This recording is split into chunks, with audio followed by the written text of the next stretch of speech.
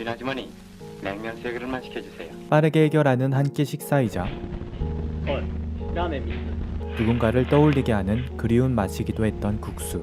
우리는 언제부터 그리고 왜 국수를 먹을까요? 푸드 히스토리 시리즈 푸디. 오늘의 주제는 국수입니다. 쌀이나 메밀로도 국수를 만들긴 하지만 국수는 무엇보다도 밀로 만든 음식입니다. 밀가루에 물을 부으면 글루텐이라는 단백질이 형성돼 가루들이 엉겨붙는데요. 이 글루텐이 접착제 역할을 하면서 가루들을 붙잡아주기 때문에 반죽을 늘려도 반죽은 끊어지지 않고 형태를 유지합니다. 하지만 쌀반죽이나 메밀 반죽은 글루텐이 부족해 쉽게 끊어지죠. 따라서 많은 학자들은 국수의 역사가 밀의 역사와 깊은 관련을 맺고 있다고 보는데요. 밀을 가장 먼저 재배했던 지역은 약 1만 1천 년 전 아나톨리아 반도 서남부, 그리고 약 5천 년 전 유프라테스 강과 티그리스 강 일대에서 대규모 관계 농업이 이루어지면서 밀은 대량 생산되기 시작했습니다. 이곳을 메소포타미아라고 부르는데요. 그리스어로 두 강 사이에 있는 땅이라는 뜻입니다. 메소포타미아 사람들은 밀이나 보리를 수확하면 일단 알곡을 갈아 가루로 만들었습니다. 여기에 물을 부어 반죽 형태로 만들어 먹거나 숯불로 뜨겁게 달군 돌 위에 이 반죽을 올려놔 굽기도 했죠. 그러면 둥글고 납작한 모양의 빵이 만들어졌는데요. 이걸 닌다라고 불렀습니다. 플랫브레드들의 조상이 되는 음식입니다.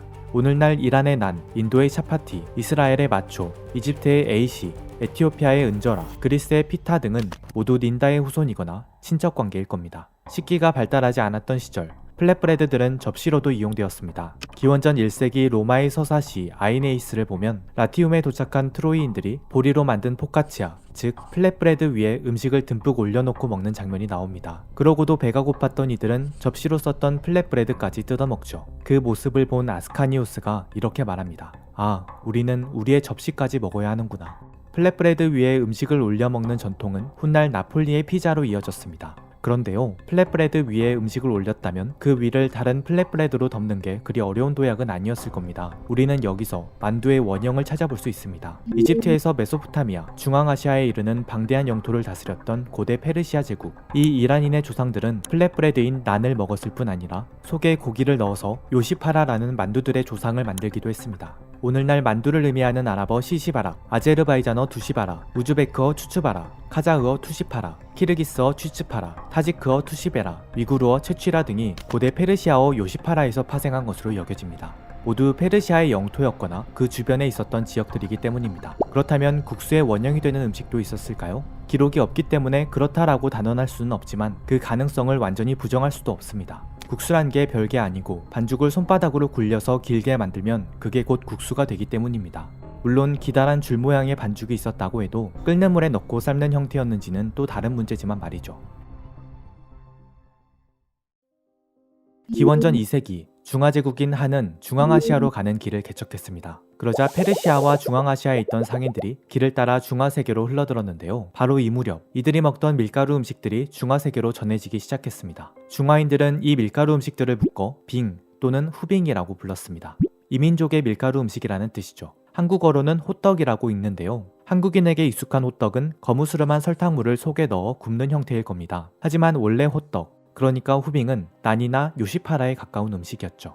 돼지고기나 소고기를 속에 넣고 구운 시엠빙이나 파치나 견과류를 속에 넣고 구운 위에빙 등이 오늘날 후빙의 특징을 간직하고 있는 후예들이라 할 수 있습니다. 기원전 2세기부터 9세기 말 당시대에 이르기까지 중화인들은 서방 출신의 이 독특한 음식들에 점점 매료되어 갔습니다. 하지만 어떤 음식이든 다른 사회로 스며들면 그 사회의 맥락에 맞춰 변화하기 마련입니다. 티그리스 강과 유프라테스 강 주변에 살던 메소포타미아인들은 밀과 보리 알곡을 갈아 반죽해 구웠습니다. 반면 황허와 양치강 주변에 살던 중화인들은 기장과 쌀의 알곡을 그대로 찌거나 삶아서 밥의 형태로 만들었죠. 굽는 문화권에서 온 후빙이 찌고 삶는 문화와 만난 결과 가장 먼저 찐 버전의 후빙이 탄생했습니다. 중화인들은 이것을 만터우라고 불렀습니다. 한국어로는 만두라고 합니다. 그렇다면 삶는 버전의 후빙도 있었을까요? 있었습니다. 탕빙이라고 했는데요. 밀가루 음식을 물에 넣어서 끓인 음식으로 추정되지만 탕빙이 구체적으로 어떤 음식이었는지는 잘 모릅니다. 밀가루 반죽을 조금씩 떼어 넣는 수제비였을 수도 있고 만둣국에 가까운 음식이었을 수도 있죠. 끓는 물에 넣었던 게 긴 줄 모양이었다면 어땠을까요? 6세기 제민요술에는 수이인빙이라는 음식이 등장합니다. 반죽을 젓가락 모양으로 만든 뒤 물속에 넣어 길게 잡아당겨 늘였고 이것을 끓는 물에 넣어 삶았다고 기록되어 있죠. 아마도 그것은 최초의 국수였을 겁니다. 초기 형태의 국수가 만들어졌다고 해도요. 10세기 초 당이 멸망할 때까지 국수는 빈과 명확하게 구별되진 않았습니다. 굽든 찌든 삶든 공 모양이든 줄 모양이든 모두 빙이었죠. 그런데 10세기 말 송시대가 되자 미엔이라는 단어가 등장합니다. 국수가 비로소 빙과 구별되기 시작했던 겁니다. 왜 이 무렵이었을까요? 학자들은 송시대에 발전했던 상공업에 주목합니다. 송의 수도였던 카이펑은 이전의 중화제국들의 수도와는 많이 달랐습니다. 곳곳에 장사하는 사람들, 물건을 나르는 사람들이 넘쳐나 복잡거렸던 자유로운 기회의 도시였죠. 이들은 너무 바빴기 때문에 주로 외식을 했는데요. 카이펑의 식당들은 번호로 방을 구별했고 또 종업원이 냅킨을 가져다주며 주문을 받는 등 오늘날의 레스토랑과 꽤 유사한 시스템을 갖추고 있었습니다. 국수는 그 중에서도 인기 있는 외식 아이템이었는데요. 돼지고기나 양고기 등을 국수와 함께 먹을 수 있어 든든했고 그러면서도 젓가락만을 사용해 빠르게 식사할 수 있어 사랑받았죠. 이 무렵 보편화되기 시작했던 젓가락은 중국어로 쿠아이츠라고 했는데요. 여기엔 빠르다라는 뜻이 숨어 있습니다. 젓가락이 뭔가를 빠르게 먹을 때 사용하는 도구라는 걸 의미합니다. 심지어 카이펑에는 배달 서비스도 있었습니다. 여기 손에 그릇을 들고 어딘가로 가고 있는 사람이 있죠. 그는 카이펑의 배달부였습니다. 11세기 무렵 카이펑을 방문했던 사람들 중에는 고려인이나 일본인도 있었습니다. 이들은 대개 사신이나 승려 자격으로 카이펑을 방문했고 본국으로 돌아와 밀가루 음식 이야기를 전했죠. 그렇게 미에는 고려와 일본으로 전해져 각각 면과 맨이 되었습니다. 모두 국수라는 뜻입니다. 당시 국수는 대부분 밀반죽을 칼로 잘라서 만들었는데요. 고려의 면이나 일본의 맨 또한 같은 방식을 따랐고 이들의 후손이 바로 오늘날의 칼국수와 우동입니다. 차이가 있다면 중화세계 국수가 주로 고기 콩물을 이용했던 것과 달리 고려인이나 일본인들은 멸치나 가다랑어, 다시마 등을 우려낸 국물을 사용했다는 겁니다. 이들 나라에서는 불교의 영향으로 육식 문화가 쇠퇴해 있었기 때문입니다.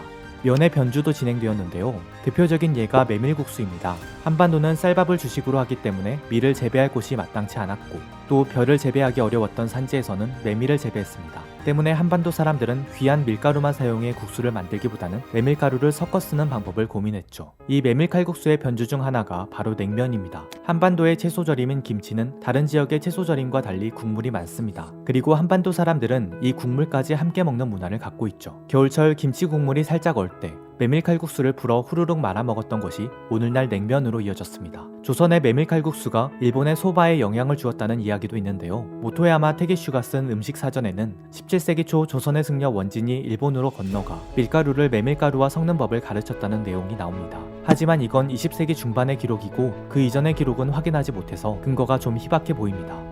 어쨌든 일본 열도도 한반도와 마찬가지로 메밀가루와 밀가루를 섞어 소바를 만들었고 여기에 가스오부시와 다시마를 우려낸 국물을 끼얹었습니다. 이 일본풍 메밀칼국수는 18세기 도쿄에서 가장 인기 있는 외식 메뉴 중 하나가 되었죠. 그런데 한반도와 일본 열도 사람들은 왜 쌀국수를 만들 생각은 하지 않았을까요? 쌀을 주식으로 먹었는데 말이죠. 그들에게 국수는 맨 처음 밀가루 음식으로 전해졌기 때문입니다. 그래서 특별한 날 먹는 별식의 이미지가 강했죠.